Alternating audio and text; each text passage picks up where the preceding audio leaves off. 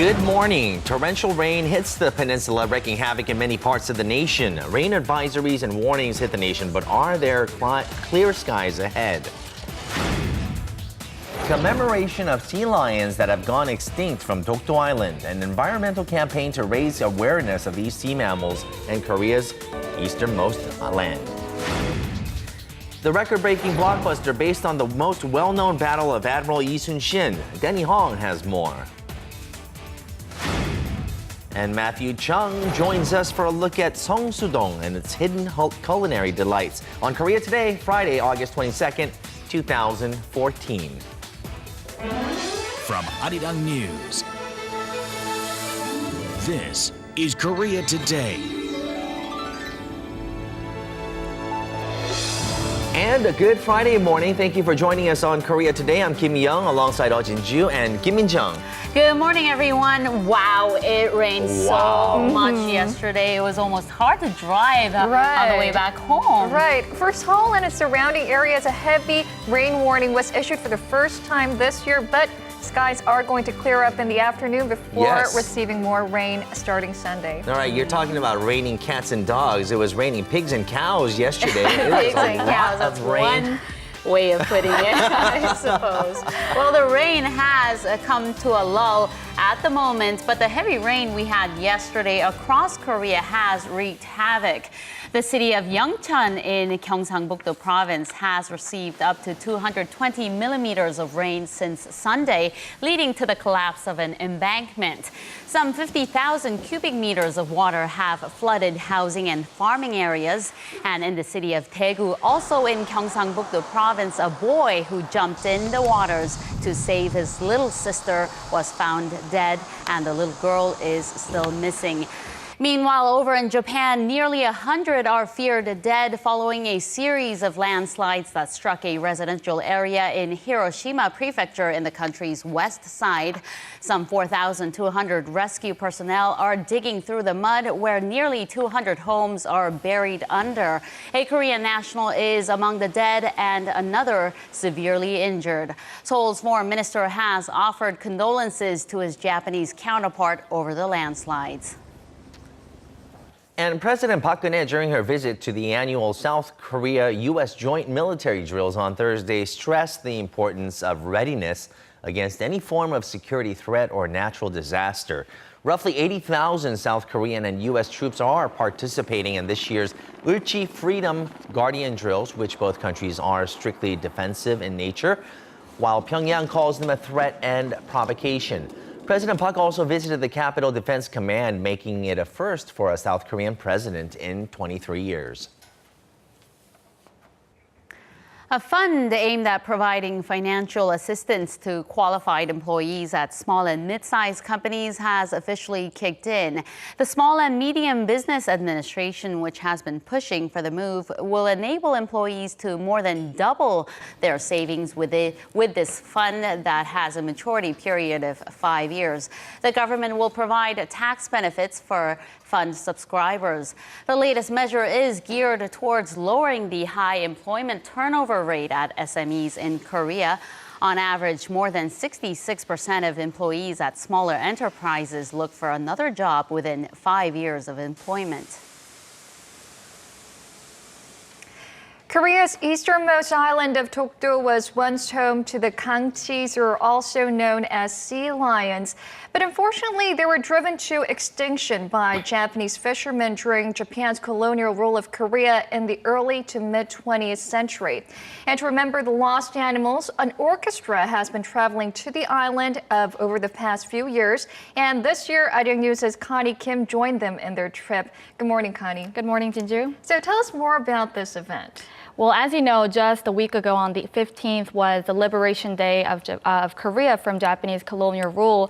And it was also a special anniversary for an orchestra that was created to commemorate the Dokdo Gangchis, or the so-called sea lions that have lived in the waters of Dokdo Island. This team was launched about 2 years ago, and each year they tried to perform on the island itself, but have failed due to unfavorable weather conditions. But this year they were able to set their foot on the island finally, and I was lucky enough to travel with them, and I take you behind the scenes.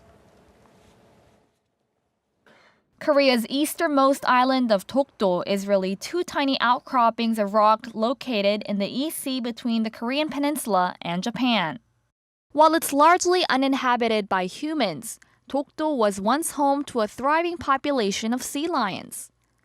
But in the early 1900s, Japanese fishermen hunted them for their skin and oil, and by the 1950s, 14,000 of the sea lions, known in Korea as Gangchis, had been slaughtered and driven to extinction. To raise awareness of their story, more than 20 orchestra members and 4 nationally recognized opera singers have gathered last week for an annual event that has been taking place for 3 years now. This clarinet player says he is volunteering his time because the Gangchis sea lions and Korea are similar and that they both have a history of being oppressed by Japan. Gangchis represent the East Sea. They were brutally hunted down and killed during the Japanese colonial era, which reflects Korea's history. I feel obliged to commemorate them and help bring them back. Cha hopes the concert will encourage people to preserve the memory of the now extinct sea lions and to protect Korea-controlled Dokdo Island in the face of Japan's false claims. Every year for the past 10 years, the Japanese government has released a report claiming sovereignty over Dokdo. And this year is no different, and to bolster its false claims, Tokyo has plans to digitize its documents over Dokdo and launch an English-language website next year.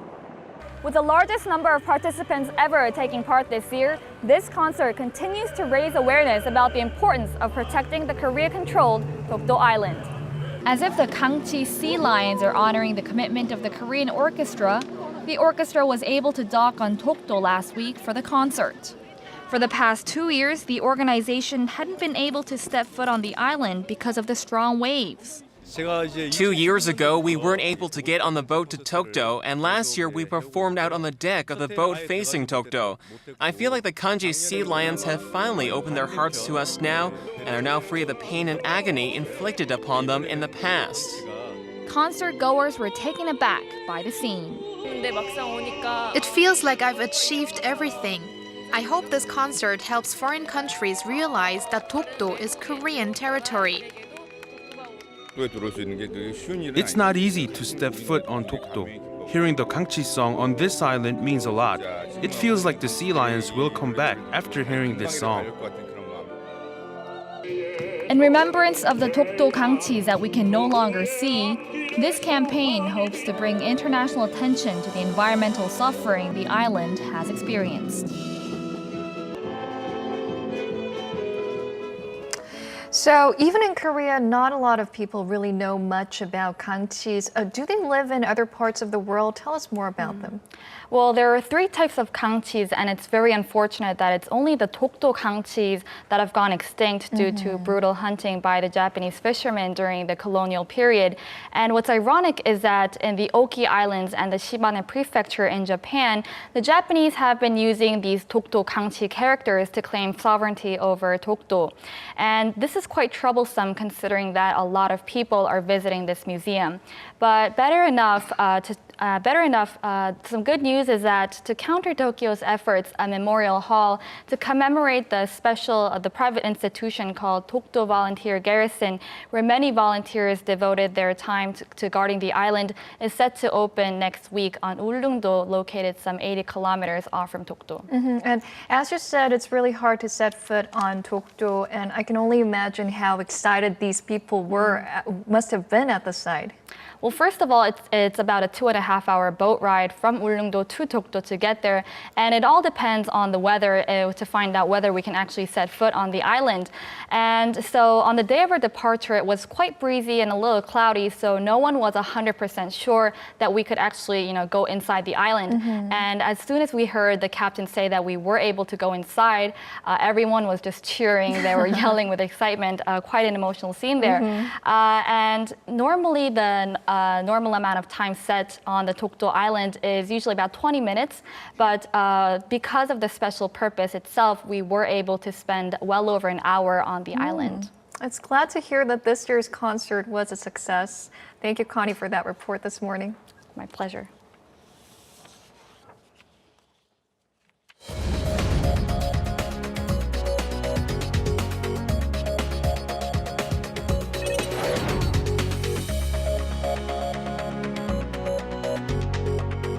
good Friday morning. It's time to run through the front pages of your newspapers. Now, on all the papers this morning are three faces of incumbent lawmakers who were detained yesterday on bribery charges. We'll go ahead and look at this story first on Gyeongyang Sinmun.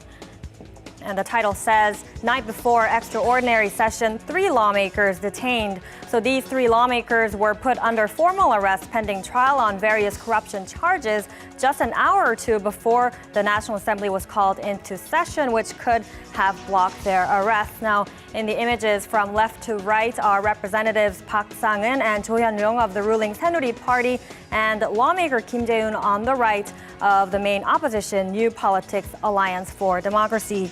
But if you take a look at the sub-headlines, it notes that a local court did reject the prosecution's request for the arrest of 2 other representatives, Shin Kye-ryun and Shin Ha-kyung, involved in the same bribery case as Kim Jae-un of the main opposition party. Now, according to Korean law, lawmakers are immune from arrests while the parliament is in session.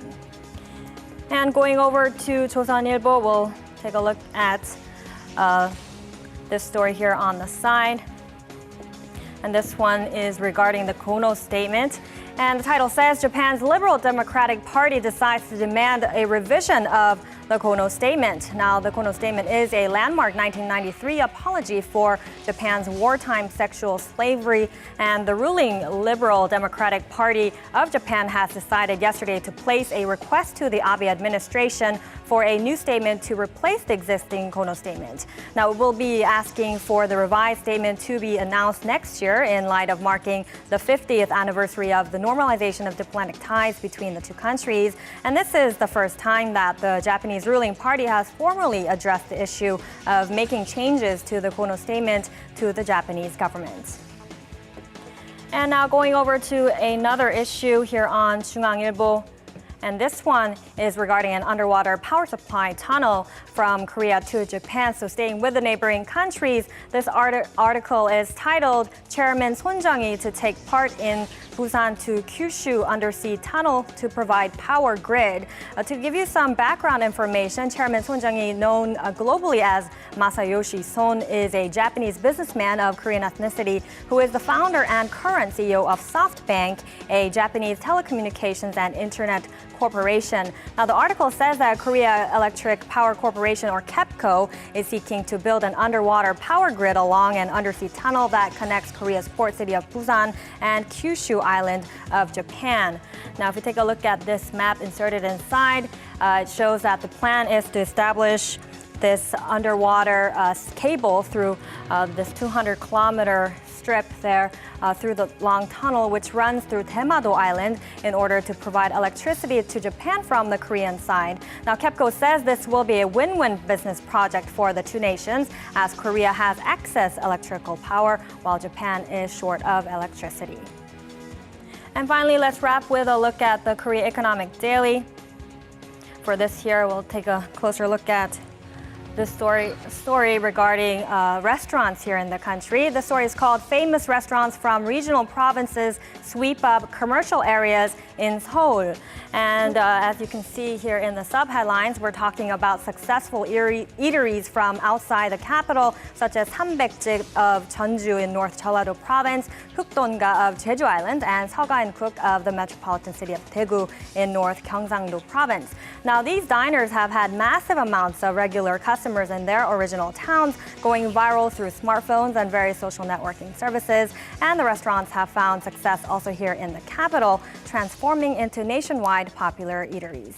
And that was a look at your newspaper headlines for this Friday. Wish you all a great weekend. And now coming up are the stock numbers from Thursday.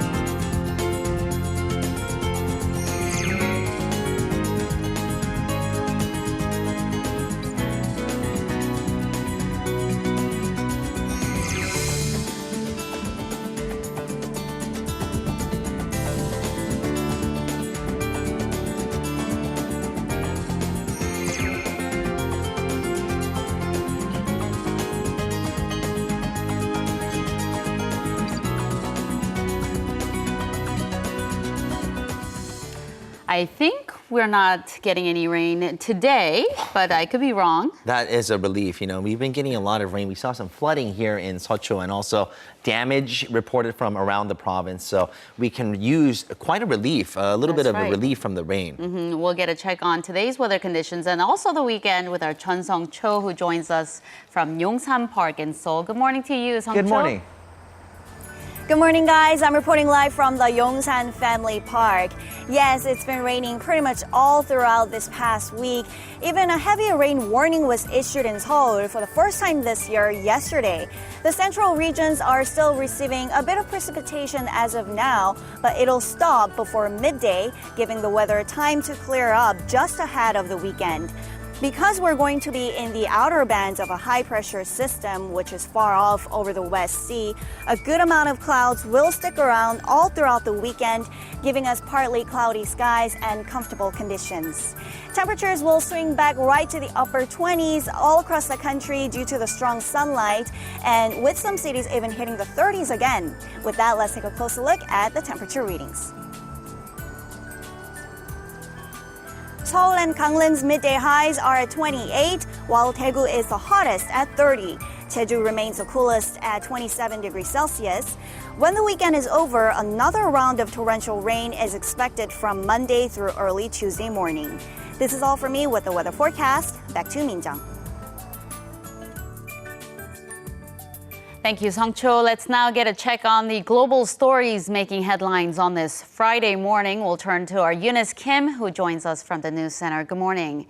Good morning, Min-jung. We do have some hopeful news to kick us off. The 2 American health workers who had contracted Ebola while serving as medical missionaries in Liberia have been cleared of the virus. That's right, and discharged from the hospital as well, from where they had received rigorous around-the-clock care. Dr. Kent Brantley, the first known American Ebola case, stood before reporters to confirm the news himself. Take a listen. It's a miraculous day. I'm thrilled to be alive, to be well, and to be reunited with my family. He says today is a miraculous day there, a little bit cut off. It was about 3 weeks ago that the 33-year-old arrived at Emory University Hospital in full body gear under police escort, and about a month since falling ill to the virus. Now, Dr. Brantley and fellow missionary Nancy Wrightbull received aggressive care from a team of 5 infectious disease experts and 21 nurses. And Dr. Bruce Ribner, he's the one that runs the infectious disease unit from the hospital, said that both were discharged on Tuesday local time, adding that thorough testing had determined that there was no evidence of the Ebola virus in their bodies. He said they were discharged after consultation with the state government and Centers for Disease Control, who determined that they posed no health risk to the public. Meanwhile, the WHO said no cases of Ebola has been confirmed outside of the 4 West African states at the center of it all, while providing an update that showed the death toll had exceeded the 1,300 mark. The Constitutional Court in Jakarta has upheld the victory of Joko Widodo in July's presidential elections, rejecting an appeal filed by supporters of defeated candidate Prabowo Subianto. Widodo had won the poll by a 6% margin, but Subianto claimed widespread electoral fraud. Earlier, hundreds of Subianto supporters rallied outside the court ahead of that verdict. Police had used tear gas and water cannons to disperse the crowd. Subianto's team said they would accept the ruling of the Constitutional Court, the highest authority in the country. In the meantime, we are learning of new details on the events that preceded the beheading of American journalist James Foley. And yesterday, the Pentagon revealed its rescue operation to save IS-held American hostages, that it had failed. And today we're learning that the militants had actually demanded a huge ransom for the release of the journalist. Indeed, it was a whopping 100 million euros. That's about $132 million US. demanded by Islamic State militants as early as last year, according to the CEO of Global Post. That's the online news company based in the U.S. for whom Foley had been working for prior to being abducted in November of 2012. James Foley's family had also received emails demanding the sum for their son, according to officials. Now, the U.S. Treasury Department reaffirmed yesterday that it does not negotiate with terrorists, adding that it estimates terror groups had raised at least $140 million since 2004 in ransoms paid to them by other countries. Meanwhile, in the UK, police and security services are working to identify the executioner in that footage showing the beheading. He had an English accent. And with that, we'll wrap your look at the global headlines we are following this morning. And still to come, the movie Roaring Currents has swept up the film industry in a wild whirlwind, setting new records and creating new attractions. So what are some of the factors behind the film's immense popularity? Denny Hong has more.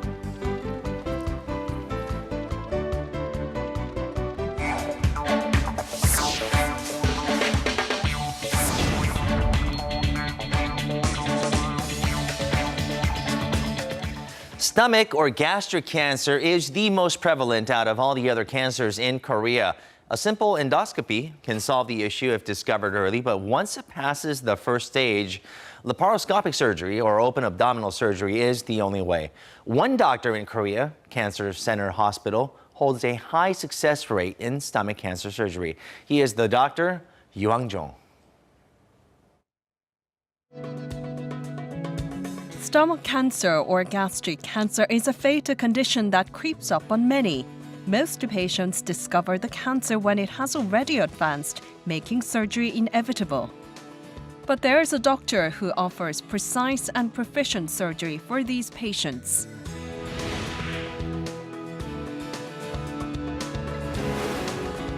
The stomach cancer we commonly refer to is called gastric adenocarcinoma. This is when cells from the lining of the stomach arise into malignant tumors. Especially when the cancer cells invade more than the layer of the muscle, there's much greater chance of it spreading to lymph glands or other organs. So when it's in the third stage or further, it usually means it has spread quite significantly. Once stomach cancer spreads, the prognosis is not good, so it's important to detect it in its early stages. This patient was able to do so and was treated with relatively simple surgery. I have a lot of friends who are doctors, and all of them said Doctor Yu Hang-jong from this hospital is outstanding in this field, so I came here for surgery with those recommendations. In the case of early-stage cancer, without having to undergo surgery, simple treatment using an endoscope is a possibility. But with cancer that has progressed, receiving operation is the best option. In the case of relatively early-stage cancer, we can conduct laparoscopic surgery. But with advanced stages, where the lymph glands near the stomach may have expanded, open abdominal surgery is still the standard method of treatment. This patient who has final stage cancer would need to receive a total gastrectomy to remove the entire stomach. For stomach cancer surgery, the most common method is a gastrectomy. Gastrectomies require different ranges of incisions depending on the location of the cancer. But cancer that has greatly progressed can only be treated through open abdominal surgery. Due to the large number of major organs surrounding the stomach, the performance of the surgeon is extremely important. Doctor Yu Hang-jong performs more than 200 stomach cancer operations a year, which is why he's considered a veteran surgeon. Open surgery is the most certain way to remove cancer, but compared to other methods, it leaves a large scar. That's why Dr. Yu not only focuses on the surgery itself, but the recuperation of the patient. Before we had used incisions of more than 20 centimeters, but that not only caused a lot of pain for the patient, it was also aesthetically troublesome. So because I can operate without any technical difference, I minimized the incision to under 15 centimeters. Korea's stomach cancer surgery success rate is recognized globally and especially for Dr. Yu. Even compared to his colleagues, he boasts a higher success rate, with the survival rate for stage 4 stomach cancer patients doubling over the past 5 years. Doctor Yu Hang-jong is at the forefront of stomach cancer surgery, helping more patients beat cancer.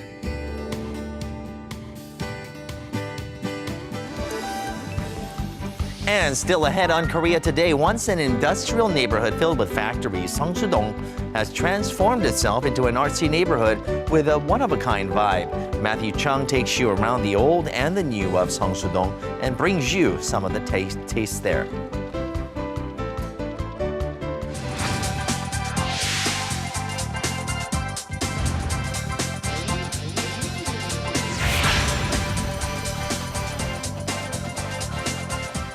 And time now for news sum up. Some of you might have been wondering what figure skater Kim Yuna has been up to these days after her retirement. I know you're a fan too. Pick up a copy of the September edition of the Elle magazine, Elle Korea magazine. Stunning photo shoots of her released yesterday generated quite a lot of attention online. Let's find out more with our Seomi Sorang, who joins us from the digital room. Good morning. Good morning.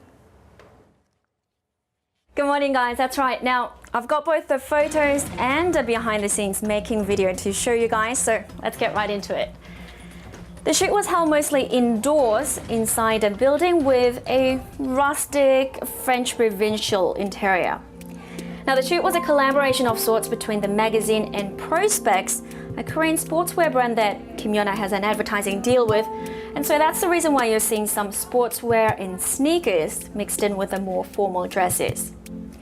In the accompanying interview, Kim Yuna said that she's very much enjoying, in her own words, not having a job because there's no stress or injuries, but time for lots of shopping.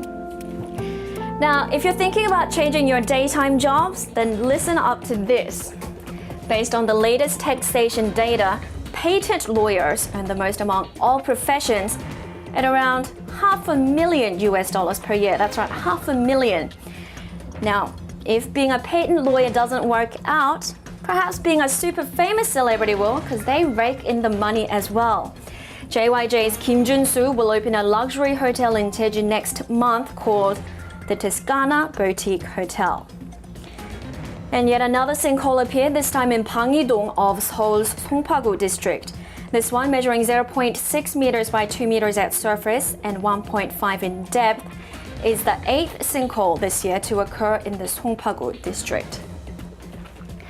And the autumn blue crab season has officially begun today. Now, for the big supermarkets such as Lotte Mart or E-Mart, sales of these crabs account for up to a half of all seafood sales during this time of the year, so they take the season pretty seriously, which of course means a battle of prices. So let me show you the aforementioned E-Mart versus Lotte Mart, for example. So yesterday, Lotte Mart advertised that they'll be selling the blue crabs at 840 won per 100 grams, or roughly 80 US cents, while E-Mart advertised 830 won, so just 10 won cheaper. Now, not to be outdone, Lotte Mart then quickly lowered their price to 820 won, to which, of course, E-Mart responded by slashing their price to 800 won. And that's where things wrapped up, with E-Mart having the lower price. Now, these price battles have their shortcomings for the businesses in the long run, but at least for now, for us consumers, it just means cheaper crabs, which is more than welcome news. And with that good news, it's a wrap for today's edition of your Daily News Sum Up.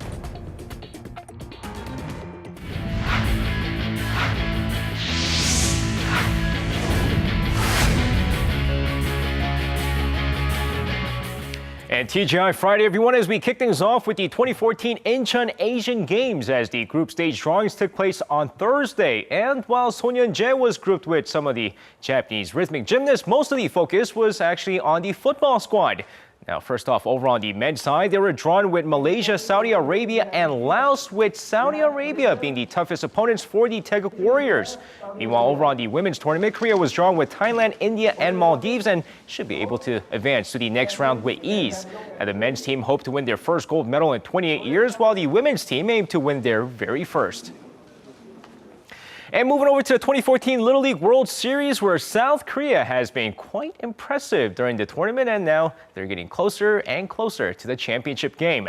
Now, facing off against their big rivals, Japan, they get an early 2-0 lead thanks to Choi Chan's 2-run home run before Hwang Jae-young hits another home run this tournament to help the South Korean team beat Japan 4-2. With the win, they'll face off against the winner of Japan and Mexico in the next round, followed by the championship game if they win that game as well. And speaking of young talents, 18-year-old Chung Hyun, who's been doing a great job over on the junior tournaments, is currently competing in the U.S. Open. And now he's won his first U.S. Open match and is causing quite a stir here in the nation. Now facing off against Argentina's Agustin Velotti, Chung Hyun plays a close first set, winning it 7-6-4. Now during the second set, he looks a lot more comfortable as he cruises through with a 6-2 win and a straight set victory, getting his first U.S. Open victory. And while it's unlikely that he'll go far in the tournament, the 250th ranked South Korean continues his growth in the sport. And now finishing things off with some Thursday night KBO action. We had two more games rain out last night as the Kia Tigers and the LG Twins got rained out, as well as the SK Wyverns and the Hanwha Eagles. But the Samsung Lions cruised past the struggling Doosan Bears 5-1. Meanwhile, let's take a look at the NC Dinos take on the Nexen Heroes. And now going into the game here, Yoo Han-jun at bat, a sac fly to center field. Seon Chang scores, and it's now 1-0 Nexen. Stays that way until the 6th inning. Kim Min-sung at bat, and there it goes to deep left. Gone, and Nexen has the lead 2-0. By the bottom of the inning, Lee Jong-wook with a 2-run double to right, and we're tied 2-2 before Ji Seok-kun singles home Lee Jong-wook, and NC takes the lead 3-2. By the 7th inning, Woo Nu-ram flies out to left field. That's a sac fly, and we're tied again 3-3. But check this out, bottom of the inning, Eric Thames and swung on and driven to deep right. That is gone, and that's the game winner as the NC Dinos win this one 5-3. And that's going to wrap it up for me. This has been SJ. Have a great rest of the day, and see you guys again for your sports needs.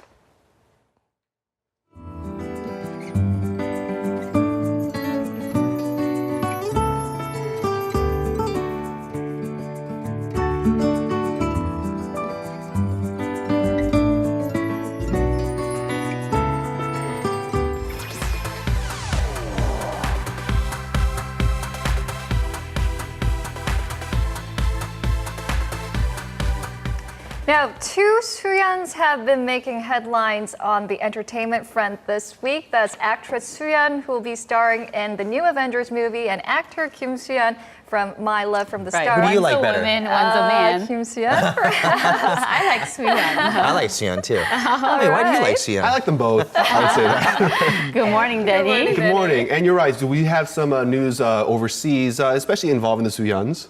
We'll call it that, right? And we also have EXO and JYJ also making a splash overseas. So let's take a look at some of these headlines from this past week.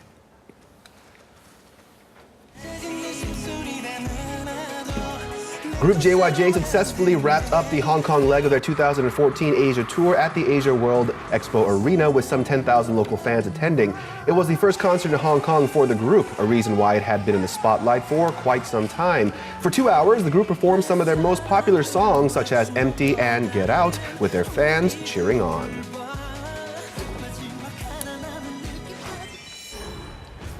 Actress Soohyun, who grabbed headlines after she was tapped for a role in the Hollywood blockbuster Avengers 2 Age of Ultron, signed an exclusive deal with one of the largest talent agencies in the field, UTA, where other top stars such as Johnny Depp, Angelina Jolie, and Gwyneth Paltrow are part of. The agency has expressed high expectations for the Korean actress, saying her fluent English and globally appealing looks are a great plus factor. For the other actor, Kim Soo-hyun, who is most famous for the drama My Love from the Star, he made an appearance for the opening ceremony at the Nanjing 2014 Youth Olympics in China. He sung the official theme song Illuminate the Future with China's Zhang Lingying and Zhang Zhai, as well as Russian singer Molgan Galia. After the ceremony, clips of Kim Soo-hyun dominated portal websites in China, receiving some 200 to 300,000 hits for each clip. What can't he do? Boyband EXO's member Luhan has put his name on the Guinness Book of World Records for receiving the most comments on a post on China's microblogging website Weibo. After uploading a comment about England's football club Manchester United, he received more than 13 million comments, breaking world records, and this is also the first Guinness Book record for Chinese social media, showing just how much popularity he has behind him. Interesting. 13 million comments. That's a lot of comments. Well, you know what? You know, when we're talking about tens of millions, we can't leave out this film. Now, this film has been the most talked about film as of yet, I think. Right? We haven't watched Millions of people have watched. Exactly. 15 million around that area. Oh, we'll definitely get into the numbers here. And yes, it is setting new records. And when it comes to the film, I just had to rewatch it again this past week. Oh, you saw it twice? Yeah, I wanted to just get more out of it because the first time. I don't mind. I can watch it multiple times. And Jinju, so it doesn't seem weird. I think for me, one of the difficult parts was actually keeping up with the subtitles sometimes because they do go by a little bit fast. When it comes to the Japanese into the Korean subtitles, I was like, but beyond that, it was definitely rewatching it and having a good time just seeing the battle sequences. But when it comes to the film, yes, it is breaking a lot of different records, so we're going to be taking a look at what is behind the success factor of this film.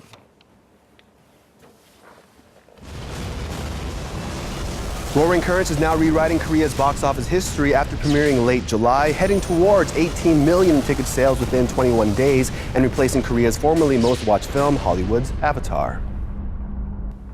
아직 신에게는 12척의 배가 남아 있사옵니다. The most important reason why people choose to watch this film is because of the main character, Admiral Lee Sun-shin. Admiral Lee was a legendary naval commander overseeing the southern waters during the Joseon Dynasty, who holds an unparalleled track record of winning all 23 battles he took part in. The film is based on a battle during the Indian War known as the Myeongnang Daejeop, where Korea's Admiral Lee Sun-shin defeated 330 ships carrying Japanese invaders with only 12 vessels in the waters of Jindo. It underscores his leadership and the dramatic unfolding of the battle at sea. Right, the famed Myeongnang Daejeop. A lot of people want to see a leader like Admiral Lee Sun-shin from the past. They probably feel a sense of catharsis from someone who is willing to sacrifice himself for others. And this contributes to the growing popularity of Admiral Lee.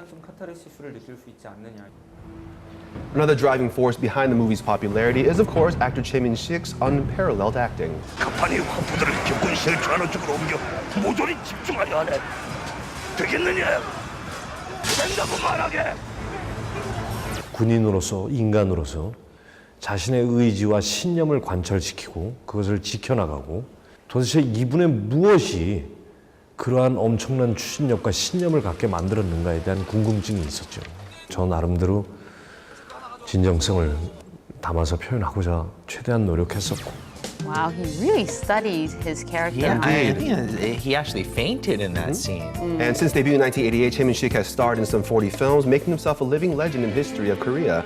And also, Choi Min-sik has so far covered a wide scope of genres, including, of course, the globally watched film Old Boy, to pieces such as Chuhaseon and Sympathy for Lady Vengeance, winning him recognition as one of the top actors in the country. He plays a great villain. I don't think anyone would question whether Choi Min-sik is a good actor, but I really think there aren't many people who could carry the weight of acting a character who most people would consider to be the greatest hero in Korea's history. One of the success factors behind the film that cannot go unmentioned is the powerful and riveting special effects, contributing to the $1 million production budget. In order to recreate scenes from the Myeongnang battle, known as one of the most impressive in naval warfare history, they not only built actual ships used at the time, but also used an array of special effects, making it more visually engaging.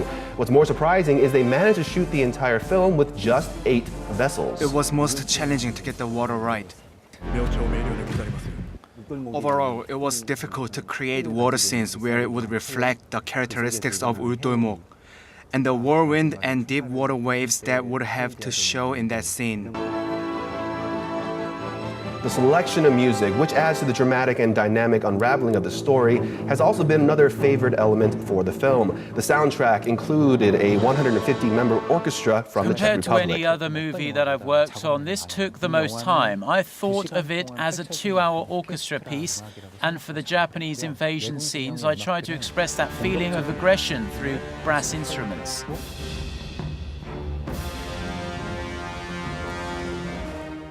For the Joseon camp, we used a string ostinato, which repeats the same idea in a rhythmic pattern.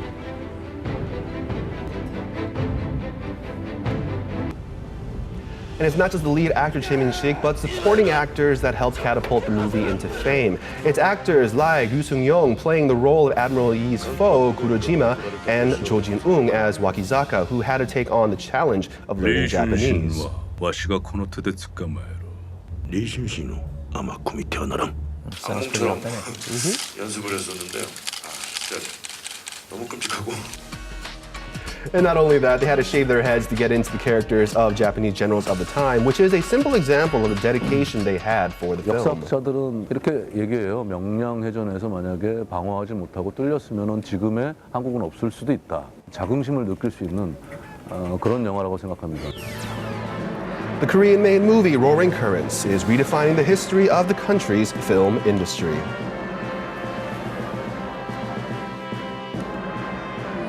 So, of course, millions of people are flocking to the movie theaters to watch this movie, but I heard that the driving force behind this popularity is teenagers and people in their 40s.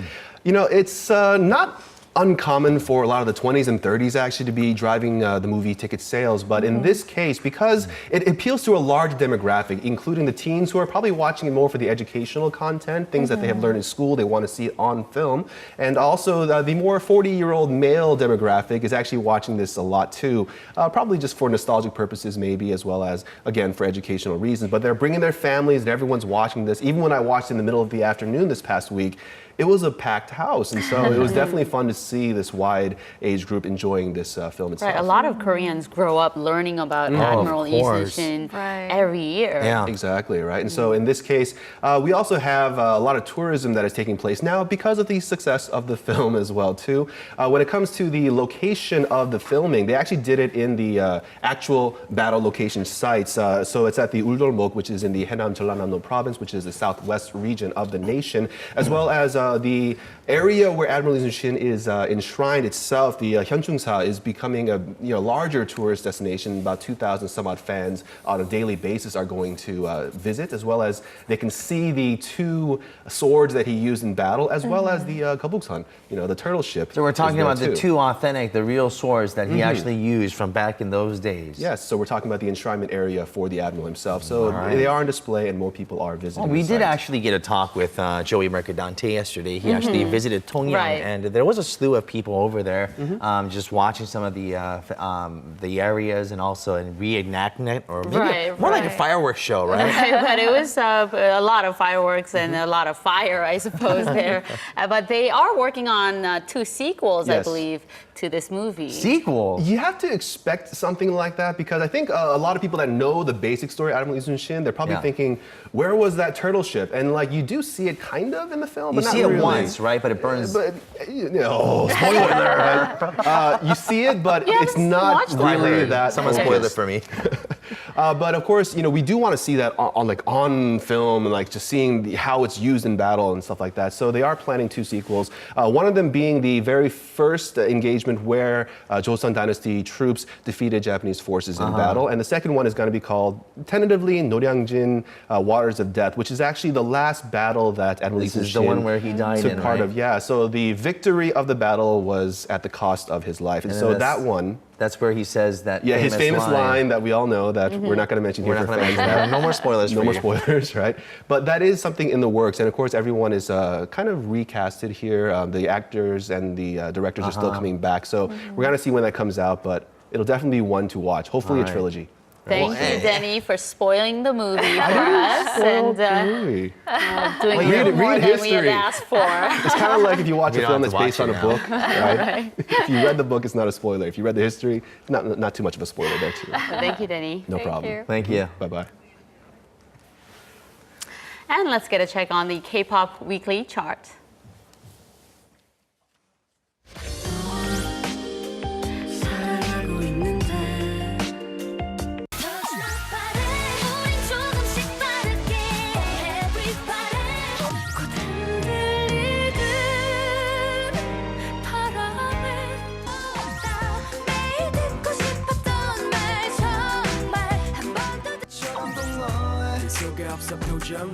원자기를 걸어봐도 텅 빈 거리 너무 공허해 남처럼 조용해 따라단단단단단단 baby don't worry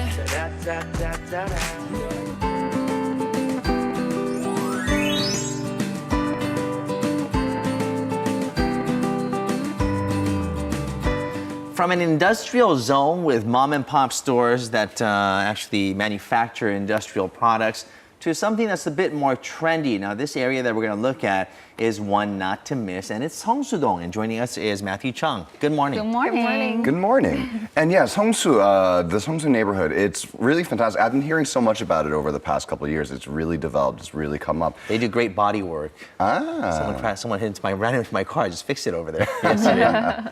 Yeah, and you know that's the great thing too is that you know it's known to be an industrial area and has managed to keep a lot of that in the neighborhood, but also it's developed its art scene, and with that comes some great restaurants. So why don't we go check out what makes Seongsu-dong so special? So today we're in this Seongsu neighborhood, and this is an area that's been known for industry, factories. So over the years, the big heavy industries factories moved out. What came in instead are these small independently owned shoe manufacturers. And in 2000, it became an official street, a designated area for handmade shoes. And right along the station, Seongsu Station, is the Seongsu Station shoe spot. It's a shoe museum of sorts. And it's really cool. You get to see the manufacturing process, how all the things are sourced, the way it's all distributed. It's a really fascinating look into how shoes are made. Wherever people are doing hard work, there's got to be good food nearby. So today we're at Nulbom Galbi. So it's located on the street that's known for one dish, pork spare ribs. So during the day, there's not too much traffic, but at nighttime, this place comes alive. After everyone's done with their shift, they all come out, and this whole street just becomes this amazing sort of bustling hive of energy. So that's what we're going to do right now. So let's toss a couple of these guys right on the fire. So what they do is they actually butterfly out all the meat. So you only have the bone at the end here. And here, they don't mess around with it. No chemical additives to the seasoning. It's just a simple mixture of a little salt, a little sugar, a little soy sauce, a little bit of sesame oil, a little bit of garlic. It's nothing but the good stuff. So here they actually marinate it for 3 days straight. And you know, what that does is that, especially the salt in that marinade and that brine, it's gonna really penetrate through it and season it all throughout.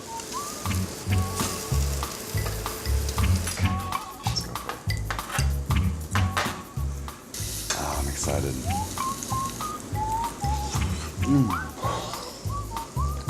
Could have waited just for a second ago. It's really good. Especially if you get a bit with just a little bit of char on it. It's got that nice smokiness. Oh, it's fantastic. Okay, a little backstory. This neighborhood, it was famous for the spare ribs back in the day because they were cheap and delicious. But now with rising pork prices, it's not really, you know, that sort of like cheap eats, that value that it had back in the day. But it still remains popular because it's delicious and it has that nostalgia aspect to it as well. So our next stop is From SS. It's along the strip that follows the bridge that the train tracks are on, and is part of this collection of shoe boutiques in the area. And here's where we get to meet Yu Hang-jong. He's a veteran of the shoe industry for 50 years, an artisan. I became a master after making these shoes. This is a method that I devised for the first time in the world. After creating these shoes, I was so happy that I couldn't sleep for about 2 nights.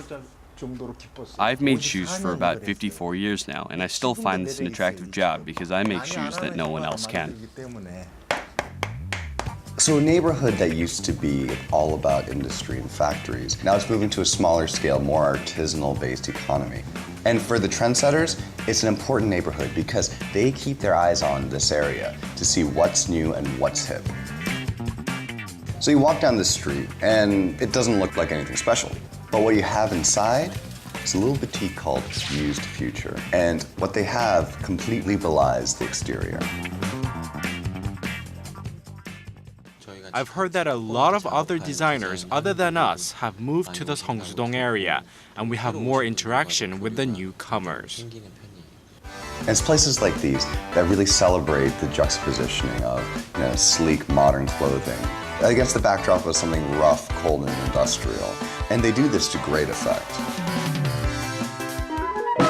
And then finally, a little place to unwind at the end of the day. We're here at the espresso room, and if you go down the street, you see a lot of different shops, a lot of different studios where young artists come and they set up little spaces. Not only that, but they also shoot a lot of music videos over here. You know, that sort of glitziness of Korean pop kind of juxtaposed against the grittiness of an industrial background.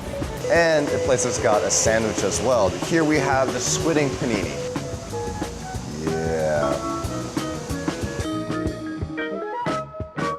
So the squidding is in the bread, that's what gives it its color. And it's full of cheese, it's got a little tomato in there, a little honey for a little sweetness.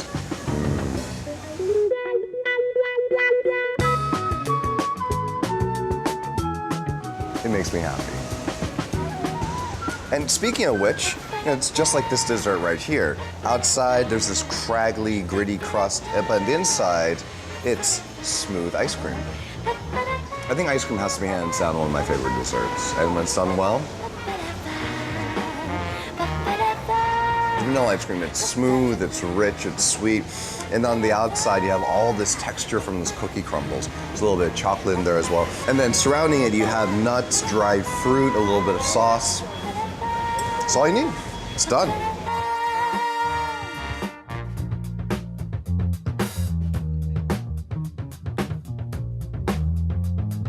Man, you have all the fun. Well, he's brought the fun here. Right, he's brought the fun here, right, to the studio. We have a bunch of food on our table. Wow, how exciting. And you, of course, have the pork galbis to start us off. Yeah, so this is a staple of the neighborhood. So where we went, there's this whole street, and it's just lined with these pork galbi places, the pork rib. Yeah. And it's just such a hearty, substantial, meat to have. It's low in fat, high in protein, and a lot of people think that pork rib is a really fatty cut, but really what it is that it's all this sort of like connective tissue that just kind of melts away into something, like moist and luxurious. A lot of people think that pork skin is really bad for you too, but it's actually packed with protein. But now, what? Oh, it really is, and it has a layer of fat. Yeah. But as soon as you scrape that layer of fat away, then it's just pure protein. But the sweet Definitely. sauce So goes really well with the texture of this pork rib. It sure does, right? Now, there's the beef pork rib, or the beef galbi that we know of, and this is the pork galbi. Now, what do you think makes it so popular? A lot of it has to do with the price. It's a very affordable cut of meat, and the other thing too is there's a reason why pork ribs are so are so beloved all around the world. Just about every country has its own recipe, and it's just because it's got a really good sort of ratio of that meat to the lean to the connective tissue, and when you cook it low and slow, it just kind of melts away. I'll show our viewers how Koreans like to eat pork galbi. You take a layer of 깻잎, which is what? Sesame leaf. Sesame a perilla leaf, actually. Perilla. Yeah. And then put a piece of lettuce, I suppose, and a piece of meat, and then we're missing a piece of garlic. Right, and some gochujang. And you wrap it nicely, and then you pop it in your mouth. All right. Yeah? Is that for me? Yeah. There you go. All right, well, and I suppose if Tastes better from Minjung. galbi is for your average Joe, I suppose the panini is for the artsy crowd. That's right, yeah. So you have the panini, but they made it a little bit different by putting some squid ink in the bread, so that's what gives it its color. And you have a lot of sort of cafes, popping up in the neighborhood just like that. There are sleek, modern spaces. Like you saw before. They're nice enough to shoot music videos in. And it just comes to show just how much that area has developed. I remember a few years ago I used to go to parties thrown in warehouses over there. So it really has that sort of hip and up and coming vibe to it.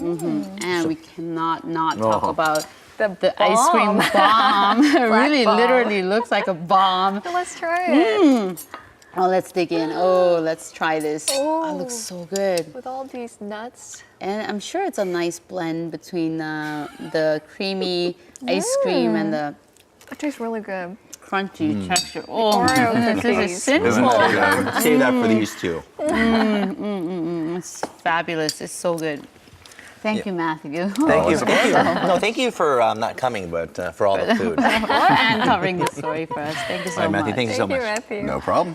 Well, this is where we say goodbye for the week. And this is where we eat as well. That's right. Thank you for watching. All right. We'll see you back here on Monday morning at 7 a.m. Have a wonderful weekend. Bye-bye.